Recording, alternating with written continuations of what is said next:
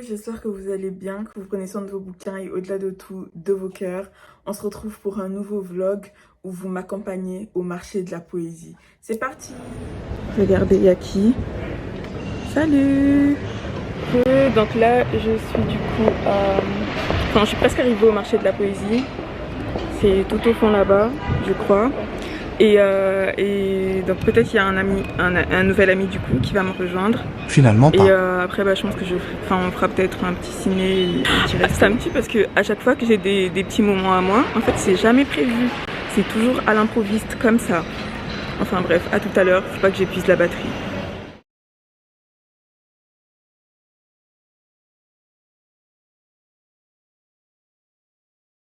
Donc là déjà, premier coup de cœur, je tombe sur une association trop bien et surtout trop originale.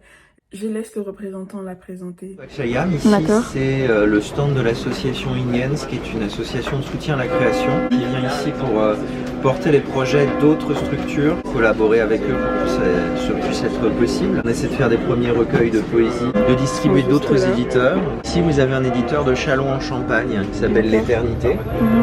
Ici, vous avez une nouveauté d'un auteur qui s'appelle Hervé Berthe. Ce qui nous intéresse particulièrement, c'est la promotion du poème sous d'autres supports que le livre. Par exemple des masques. Ah bah oui, c'est stylé, hyper original. Ah ouais, j'aime bien. Des produits spirituels de désenvoûtement. Ici, c'est la bague Lego, se désenvoûter de son ego. Des petits sachets de lavande avec des citations poétiques en forme de berlingot qui purifie l'air. Des mugs sacrés aux poètes du grand jeu. Ce sont des poètes des années 20 qui sont réunis quand ils avaient 17 ans pour faire des expériences de mort imminente. Et ils sont arrivés à Paris quand ils ont eu leur bac. Ils ont créé la revue Le Grand Jeu et ils ont fait peur à André Breton. Vous avez ici en image, avec les lunettes, c'est René Daumal. Son voisin, c'est Roger Gilbert Lecomte. C'est une espèce de mélange de Rimbaud et d'Artaud. D'accord. Une idée de la poésie qui soit plus attachée à la langue. La poésie puisse arriver ailleurs que simplement dans les mots ou dans le lexique, soit considérée comme un art des significations, et les significations on les éprouve avec son corps. Et ça peut passer par quoi par exemple? Une situation, par exemple si on trouve un paysage poétique, ça n'a rien à voir avec le lexique, du vocabulaire, il y a une vraie rencontre avec une situation dans laquelle on est. Très intéressant, je le voyais pas comme ça. Alors ici, notre partie, c'est la revue des Opilants qui existe depuis 19 ans. Qui est une revue qui se présente sous forme d'une affiche et c'est un projet incroyablement démocratique et qui est fascinant. Les appels à textes sont envoyés à toute personne qui souhaite adresser des textes sans ligne esthétique, sans condition, ni même d'avoir déjà publié. À une date précise, les textes envoyés sont réunis. On crée un comité fantôme, personnes qui ne se connaissent pas entre elles, qui n'appartiennent pas au milieu littéraire nécessairement, des personnes de la société civile. Elles reçoivent les textes qui ont été envoyés. Elles mettent simplement oui, non, oui, non. On réunit les suffrages. On classe les textes dans l'ordre de leur succès et on confie l'ensemble à un typographe qui est lui le créateur de l'affiche, on l'appelle le typoète. C'est lui qui va donner son nom et son aspect à la revue. Son thème, ce sera un thème graphique. La revue est toujours distribuée gratuitement, de la main à la main et publiée quand il y a des événements. Et elle est distribuée où? Ici. Ah ok. Donc là du coup il y a un concept qui est trop bien. Écrire un petit poème et le laisser là. Avoir un autre poème en échange. Trop bien. Donc là du coup je vais laisser le mien. Et donc là, gros manque d'inspiration, ce qui m'est jamais arrivé. Et donc j'attends que l'inspiration arrive. Et je réfléchis à quelque chose d'original. Et j'ai enfin une idée, je la décris tout simplement. Et je pense pas que je vais vous la dire.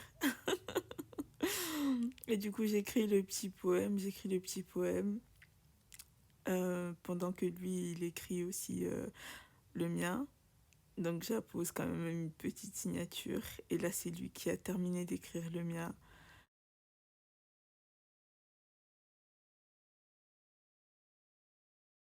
J'ai écrit très personnellement. D'accord.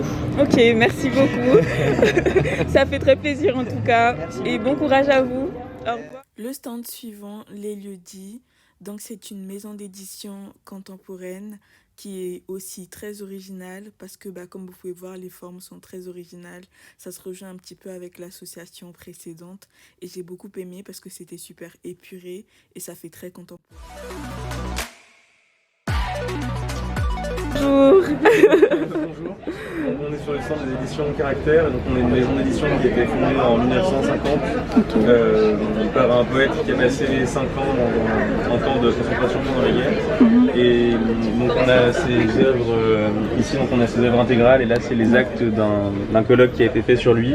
Et donc en fait depuis, la maison a été reprise par sa femme qui est toujours la directrice, et on fait surtout de la poésie du monde. Et donc là par exemple on a toute notre collection bilingue où on a vraiment des poèmes du monde entier. Et donc là on a aussi plus des romans qui sont ici par exemple, mais on fait surtout de la poésie. Et on a publié donc ici le livre bleu, donc dans le coffret, c'est une anthologie de la poésie mondiale qu'on a faite pour les 70 ans de la maison d'édition. Et donc à l'intérieur on voit vraiment en fait la plupart des poèmes, enfin des poètes qu'on a publiés du coup, depuis la création de la maison en 1950. Ok. En tout cas il est il représente beaucoup. Elle s'était vraiment à faire le monde. Oui bah oui j'imagine. Et donc à partir de là, les stands vont vraiment s'enchaîner. Je vais pas trop prendre le temps de m'attarder sur chaque stand parce que ça prendrait beaucoup trop de temps et la vidéo serait beaucoup trop longue. Donc je vous laisse avec la vidéo.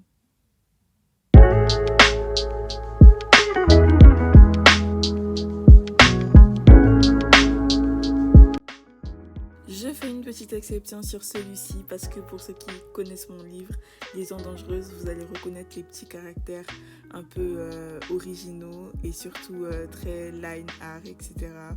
Et donc c'est ça qui m'a particulièrement marqué. Et aussi là, donc édition main où tout est un peu fait à la main, que j'ai trouvé aussi très original, très authentique.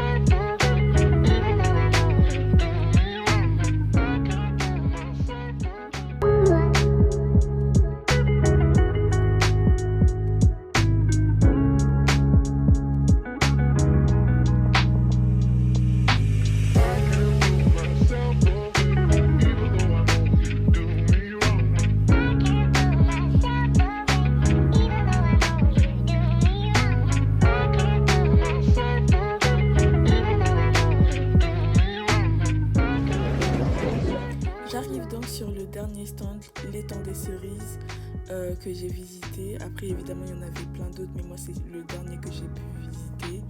Et donc voilà, c'était très coloré, très contemporain, très artistique aussi, avec beaucoup de couleurs, beaucoup de line art aussi, pardon. Et donc voilà, c'était vraiment très mélangé, très contemporain.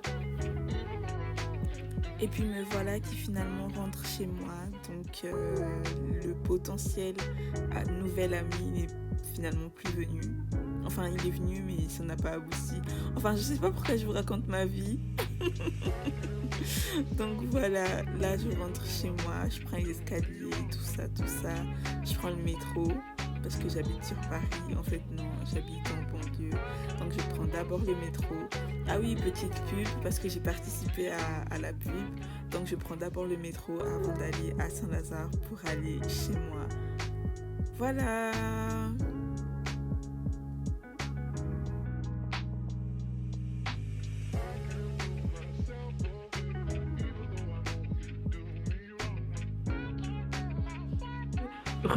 Bon là du coup je suis arrivée chez moi, donc j'en ai profité pour faire quelques courses au casino et là maintenant je vais ranger les courses. Ouais, donc là je vais ranger les courses et j'ai récupéré ce petit colis, hop, Révolution.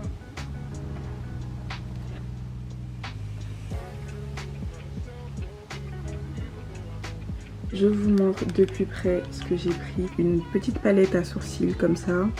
En gros, il y a de la poudre pour sourcils. Et là, il y a les 2 savons, je pense. Là, je peux pas encore les ouvrir parce que ça va niquer mes ongles. Mais je vous montre tout à l'heure. Ensuite, j'ai pris ça. Donc, c'est de l'highlighter. J'ai trop hâte de le tester. Ils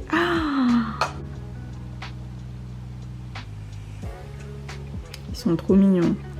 J'ai pris ces 3 couleurs-là. Ils sont genre trop bons. En plus, regardez comment le packaging il est trop beau. Oh, j'aime trop.